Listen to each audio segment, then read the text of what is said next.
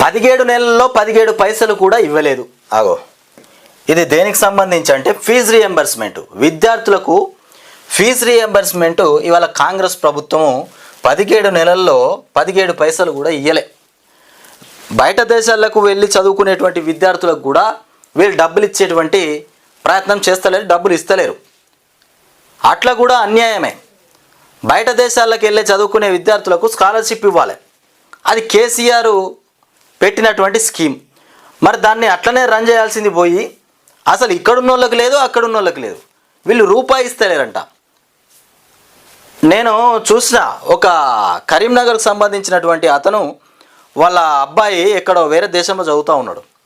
ఇట్లా సార్ మరి డబ్బులు వస్తలేవు, ప్రభుత్వం మరి మాకు డబ్బులు ఇస్తలేదు, మరి చదువుకోవడానికి మా అబ్బాయి అక్కడికి పోయిండు, మరి పైసలు ఎట్లా అని అడిగితే మరి ఉన్నదేవలయా కాంగ్రెస్ ప్రభుత్వం, మరి పోర్రి మీకు ఎవరు మరి మీకు చూసుకునేది ఎవరయ్యా, మరి మిమ్మల్ని మీకు ఇన్ఛార్జ్గా ఎవరున్నారా, మరి ఎక్కడికి పోతావా అని నేను అడిగితే నేను పొన్నం ప్రభాకర్ దగ్గరికి పోతా అంటుండు.